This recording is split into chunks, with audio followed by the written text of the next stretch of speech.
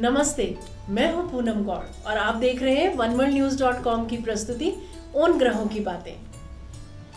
आज के प्रोग्राम में रोज की तरह पंचांग और फिर आज का राशिफल और एक छोटी सी रोचक कहानी और साथ में जिनका आज जन्मदिन है उनका ये साल कैसा जाने वाला है, यही सब जानेंगे हम। तो शुरू करते हैं पंचांग से और मेरे साथ जुड़े रहिएगा आखिर तक बर्थडे के अपने प्रेडिक्शंस जानने के लिए। तो आज 7 जनवरी 2024 है। हिंदू कैलेंडर के हिसाब से पौष का महीना है। आज रात 12:46 तक कृष्ण पक्ष की एकादशी तिथि रहेगी, तत्पश्चात द्वादशी। विशाखा नक्षत्र रहेगा रात्रि 10:08 तक, तत्पश्चात अनुराधा। बात करते हैं राशिफल की। मेष राशि, थोड़ी थकान महसूस करेंगे आप आज। कुछ गुप्त गतिविधियों में सारा दिन व्यस्त रह सकते हैं आप। कुछ समय के लिए आपके कामों में बाधाएं आ सकती हैं। अपने परिश्रम से काम बन जाएंगे। वृषभ राशि, आज का दिन परेशानी वाला हो सकता है। अच्छा रहेगा अगर आप अपने मन को अंतर यात्रा में लगाएं और बाहर किसी से बात न करें। भगवान हमारे लिए जो भी करते हैं अच्छा करते हैं। अपने आप को चेक करें कि आप क्या कर सकते हैं अपनी लाइफ को और बेहतर बनाने के लिए।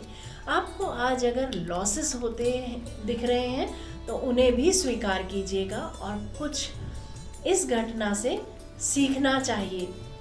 यह सीख ग्रहण कर लीजिएगा। कोई एग्रीमेंट टूट सकता है, भाग्य साथ देते देते छोड़ देगा। मिथुन राशि, आज आप शुद्ध भावना व प्रेम से सबको साथ लेकर चलेंगे। अगर आपकी उम्र विवाह के योग्य है तो आपको आज अपनी मनपसंद का जीवन साथी मिल सकता है। आपका भाग्य आज आपका साथ देगा। कोई एग्रीमेंट भी साइन कर सकते हैं आप।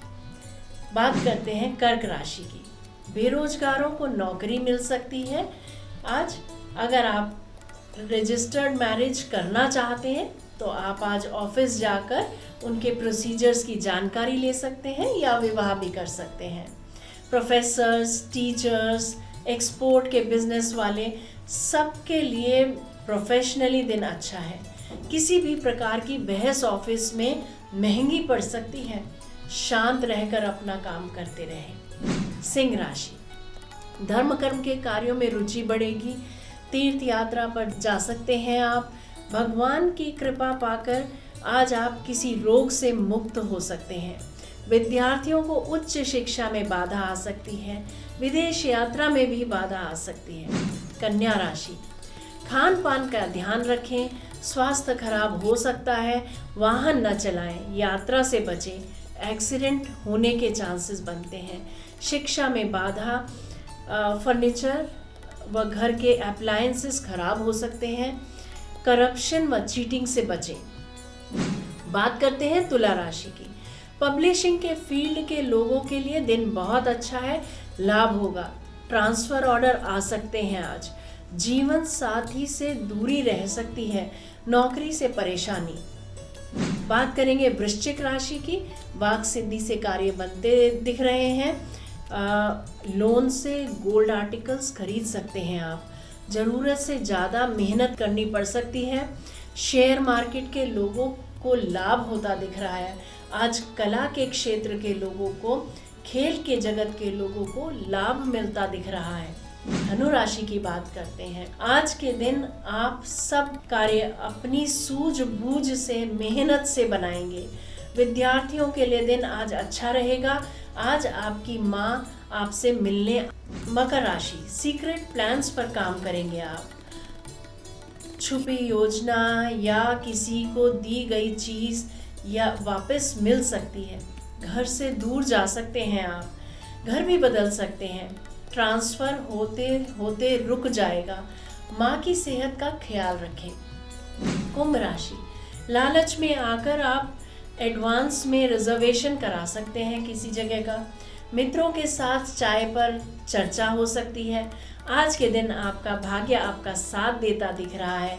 लेखन के क्षेत्र में रुझान होगा।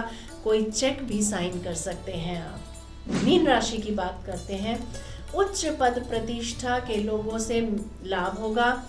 हैप्पी रोमांटिक लाइफ दिख रही है, हर जगह सफलता, भाग्य साथ देगा। आज सबको खुश रखेंगे, व सबको सपोर्ट भी करेंगे। तो ये था आज का राशिफल सब राशियों के लिए। अब बात करते हैं कहानी किस्से की। होनी बहुत बलवान होती है। अभिमन्यु के पुत्र राजा परीक्षित थे। राजा परीक्षित के बाद उनके पुत्र जन्मेजय राजा बने। एक दिन जन्मेजय वेद व्यास जी के पास बैठे थे। बातों ही बातों में जन्मेजय ने कुछ नाराजगी से वेद व्यास जी से कहा, जहाँ आप समर्थ थे, भगवान श्री कृष्ण थे, भीष्म पितामह थे, गुरु द्रोणाचार्य, कुल गुरु कृपाचार्य जी और धर्मराज युधिष्ठिर जैसे महान लोग उपस्थित थे, फिर भी आप महाभारत के युद्ध को होने से नहीं रोक पाए और देखते देखते अपार जनधन की हानि हो गई। यदि मैं उस समय रहा होता तो अपने पुरुषार्थ से इस विनाश को होने से बचा लेता। अहंकार से भरे जन्मेजय के शब्द सुनकर भी व्यास जी शांत रहे। उन्होंने कहा, पुत्र, अपने पूर्वजों की क्षमता पर शक न करो। यह विधि द्वारा निश्चित था, जो बदला नहीं जा सकता था। यदि ऐसा हो सकता तो श्री कृष्ण ने ही इतनी सामर्थ्य थी कि वे युद्ध को रोक सकते थे। जन्मेजय अपनी बात पर अड़ा रहा और बोला, मैं इस सिद्धांत को नहीं मानता। आप जो भविष्य वक्ता हैं, मेरे जीवन की होने वाली किसी होनी को बताइए, मैं उसे रोककर प्रमाणित कर दूंगा कि विधि का विधान निश्चित नहीं होता। व्यास जी ने कहा, पुत्र, यदि तू यही चाहता है तो सुन। कुछ वर्ष के बाद तू काले घोड़े पर बैठकर शिकार खेलने जाएगा। दक्षिण दिशा में समुद्र तट पर पहुंचेगा। वहां तुम्हें एक सुंदर स्त्री मिलेगी, जिसे तू महलों में लाएगा और उससे विवाह करेगा। मैं तुमको मना करूंगा कि ये सब मत करना, लेकिन फिर भी तुम यह सब करोगे। इसके बाद उस लड़की के कहने पर तुम एक यज्ञ करोगे। मैं तुमको आज ही चेता कर रहा हूँ कि उस यज्ञ को तुम वृद्ध ब्राह्मणों से कराना, लेकिन वह यज्ञ तुम युवा ब्राह्मणों से कराओगे। और जन्मेजय ने हंसते हुए व्यास जी की बात काटते हुए कहा, मैं आज के बाद काले घोड़े पर सवार ही नहीं होऊंगा, तो ये सब घटनाएं घटित ही नहीं होंगी। व्यास जी ने कहा कि ये सब होगा, और अभी आगे की सुनो। उस यज्ञ में एक ऐसी घटना घटित होगी कि तुम उस रानी के कहने पर उन युवा ब्राह्मणों को प्राण दंड दोगे, जिससे तुम्हें ब्रह्म हत्या का पाप लगेगा और तुझे कुष्ठ रोग होगा, और यही तेरी मृत्यु का कारण बनेगा। इस घटनाक्रम को रोक सको तो रोक लो।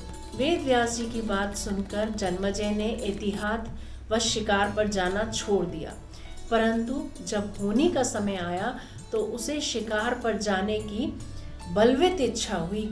उसने सोचा कि काला घोड़ा नहीं लूंगा, पर उस दिन अस्तबल में काला घोड़ा ही मिला। तब उसने सोचा कि मैं दक्षिण दिशा में नहीं जाऊंगा, परंतु घोड़ा अनियंत्रित होकर दक्षिण दिशा की ओर गया और समुद्र तट पर पहुंचा। वहां उसने एक सुंदर स्त्री को देखा और उस पर मोहित हुआ। जन्मेजय ने सोचा कि इसे लेकर महलों में तो जाऊंगा, लेकिन शादी नहीं करूंगा, परंतु उसे महलों में लाने के बाद उसके प्यार में पड़कर उससे विवाह भी कर लिया। फिर रानी के कहने से जन्मेजय द्वारा यज्ञ भी किया गया।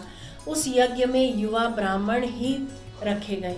किसी बात पर युवा ब्राह्मण रानी पर हंसने लगे। रानी क्रोधित हो गई और रानी के कहने पर राजा जन्मेजय ने उन्हें प्राण दंड की सजा दे दी। फलस्वरूप उसे कोढ़ हो गया। अब जन्मेजय घबरा गया और तुरंत व्यास जी के पास पहुंचा और उनसे जीवन याचना करने के लिए प्रार्थना करने लगा। वेद व्यास जी ने कहा कि एक अंतिम अवसर तेरे प्राण बचाने का और देता हूँ। मैं तुझे महाभारत में हुई घटना का श्रवण कराऊंगा, जिसे तुझे श्रद्धा और विश्वास के साथ सुनना है। इससे तेरा कोढ़ मिटता जाएगा। परंतु यदि किसी भी प्रसंग पर तूने अविश्वास किया तो मैं महाभारत का प्रसंग रोक दूंगा और फिर मैं भी तेरा जीवन नहीं बचा पाऊंगा। याद रखना, अब तेरे पास यही अंतिम अवसर है। अब तक जन्मजय को व्यास जी की बातों पर पूरा विश्वास हो चुका था, इसीलिए वह पूरी श्रद्धा और विश्वास से कथा श्रवण करने लगा। व्यास जी ने कथा आरंभ करी और जब भीम के बल के प्रसंग पर पहुंचे उसे सुनाने लगे, जिसमें भीम ने हाथियों को सूंड से पकड़कर उन्हें अंतरिक्ष में उछाला। वे हाथी आज भी अंतरिक्ष में घूम रहे हैं। तब जन्मजय अपने आप को रोक नहीं पाया और बोल उठा कि ये कैसे संभव हो सकता है, मैं नहीं मानता। व्यास जी ने महाभारत की प्रसंग को वहीं रोक दिया और कहा कि पुत्र, मैंने तुझे कितना समझाया कि अविश्वास मत करना, परंतु तुमने अपना स्वभाव को नियंत्रित नहीं कर पाए, क्योंकि यह होनी द्वारा निश्चित था। फिर व्यास जी ने अपनी मंत्र शक्ति से आवाहन किया। वे हाथी पृथ्वी पर आकर्षित होकर नीचे गिरने लगे। तब व्यास जी ने कहा, यह मेरी बात का प्रमाण है। जितनी मात्रा में जन्मजय ने श्रद्धा विश्वास से कथा श्रवण की, उतनी मात्रा में वह उस कुष्ठ रोग से मुक्त हुआ, परंतु एक बिंदु रह गया और वही उसकी मृत्यु का कारण बना। पहले बनती हैं तकदीरें, फिर बनते हैं शरीर। कर्म हमारे हाथ में है, लेकिन उसका फल हमारे हाथ में नहीं है। गीता के 11वें अध्याय के 33वें श्लोक में भी भगवान श्री कृष्ण अर्जुन से कहते हैं, उठ खड़ा हो और अपने कार्य द्वारा यश प्राप्त कर। यह सब तो मेरे द्वारा पहले ही मारे जा चुके हैं, तू तो केवल निमित्त मात्र है। उन्हीं को टाला नहीं जा सकता, लेकिन ईश्वर के जप से और अपने कर्मों से उसको बचाया जरूर जा सकता है, किसी तरह से कम जरूर किया जा सकता है। तो यह थी कहानी। उम्मीद करती हूँ आपको आज की कहानी अच्छी लगी होगी। अब बात करते हैं बर्थडे है जिनका आज। तो सबसे पहले जिनका आज बर्थडे है उनको जन्मदिन की बहुत बहुत शुभकामनाएं। उनका जीवन सुखी संपन्न रहे, वे आगे तरक्की के मार्ग में चले, यही कामना है हमारी। 2024 आपके लिए कुछ उतार चढ़ाव वाला साल रहेगा। सफलता पाने के लिए आपको अधिक व्यावहारिक होने की आवश्यकता है। हालांकि इस वर्ष आपको भौतिक सुख सुविधाएं मिलने की संभावना है, लेकिन आप इमोशनली परेशान हो सकते हैं। इस वर्ष आपको सफलता पाने के लिए कंफर्ट जोन से बाहर आना होगा और क्रिएटिविटी के साथ नए विकल्पों को भी एक्सप्लोर करना पड़ेगा। साल की शुरुआत में आपको कोई बड़ा व्यापारिक सौदा मिलने की, कार्यस्थल पर पदोन्नति मिलने की या प्रमोशन होने की बहुत अच्छी संभावना है। इससे आपको प्रोफेशनल फ्रंट में आगे बढ़ने की मदद मिलेगी। हालांकि आपके फोकस की कमी के कारण आपको जून, जुलाई और अगस्त के महीने तक कुछ स्वास्थ्य और शैक्षिक समस्याओं का अनुभव करेंगे। रिश्तों के मामले में आपको वाणी और व्यवहार दोनों में सावधानी बरतने की सलाह दी जाती है। हालांकि जैसे जैसे साल खत्म होगा, आप रियल एस्टेट या सोने जैसे क्षेत्रों में इन्वेस्टमेंट पर लाभदायक रिटर्न की उम्मीद कर सकते हैं। तो ये था आपका सारे साल का वर्षफल। बात करते हैं आपके लिए उपायों की। आपको काले कपड़े पहनने से बचना होगा। कुत्ते की सेवा करेंगे तो आपको बहुत अच्छा लाभ मिलेगा। और ज़्यादातर सफ़ेद कपड़े, ऑफ वाइट कपड़े ये पहनेंगे तो भी अच्छा रहेगा।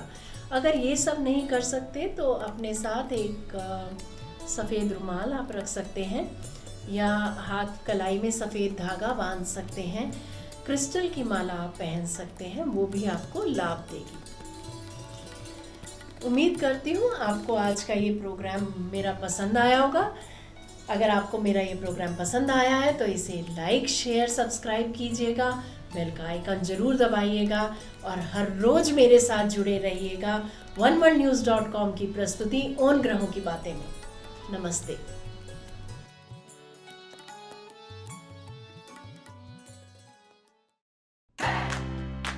Press the bell icon to never miss a video from One World News.